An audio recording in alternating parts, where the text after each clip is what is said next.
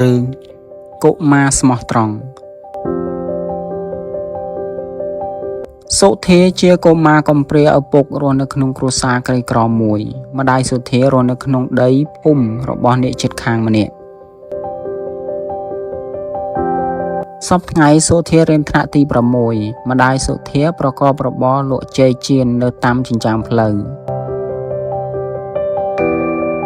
ក្រៅពីទៅរៀនសុធាតែងតែមកជួយការងារម្ដាយជារៀងរាល់ថ្ងៃដោយជីវភាពជួបការលំបាកសុធាចង់ឈប់រៀនគេនិយាយជាមួយម្ដាយថាម៉ែកូនគិតឈប់រៀនហើយកូនចង់ទៅរកស៊ីឈ្នួលគេវិញឬក៏ដើរលក់កាសែតដើម្បីបានប្រាក់ជួយម៉ែខ្លះទេកូនមិនអាចឈប់រៀនបានទេទោះជាការលំបាកយ៉ាងណាក៏ដោយព្រោះថាបើកូនឈប់រៀននោះអនាគតកូននឹងលំបាកដូចម៉ែអញ្ចឹងម៉ែសុខចិត្តលំបាកគ្រប់បែបយ៉ាងតែមិនឲ្យកូនឈប់រៀនទេថ្ងៃមួយនៅពេលដែលកំពុងយួរចេកចៀនយកទៅឲ្យគេសុធាបានឃើញបុរសម្នាក់ជ្រុះកាបូបពីហៅប៉ាវហើយដើរទៅបាត់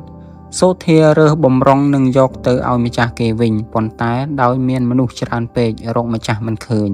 សុធារេរាមិនដឹងគិតធ្វើដូចម្ដេចឡើយស្អែកឡើងសុធាយកកាបូបនេះទៅជូនអ្នកគ្រូនៅឯសាលារៀនអ្នកគ្រូសួរសុធាថាឯងមានការអ្វីបានជាត្រហេបត្រហប់លេះសុធាបានអ្នកគ្រូ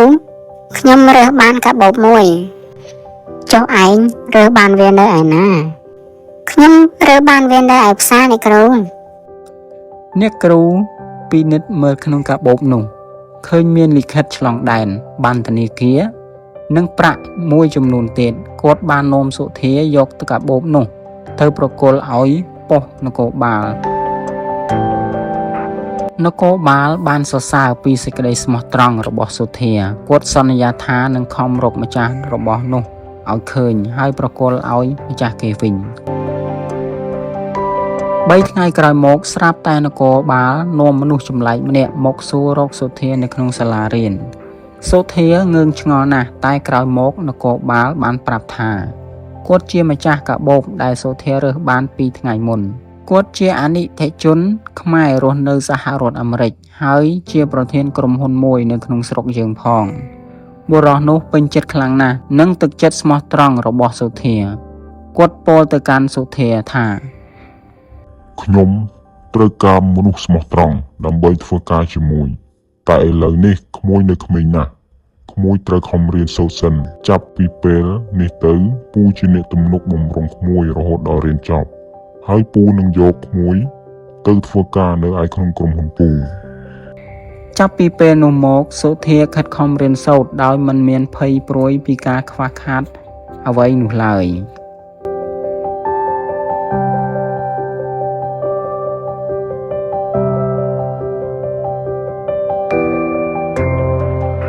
រឿងបុរសចិត្តធម៌មានសេដ្ឋីម្នាក់បានធ្វើដំណើរទៅបន់នៅឯស្រុកកំណើតរបស់ខ្លួននៅតាមផ្លូវគាត់បានជួបនឹងពួកចៅមួយក្រុមពួកចៅបានវាយដំគាត់ដណ្ដើមយកមាសប្រាក់រហូតដល់ធ្វើឲ្យគាត់សន្លប់បាត់ស្មារតីពួកវាបានប្រមូលយកមាសប្រាក់គាត់អស់រួចគេចខ្លួនបាត់ទៅមួយស្របក់ក្រោយមកមានស្ត្រីចំណាស់ម្នាក់បានដើរឆ្លងកាត់នៅទីនោះ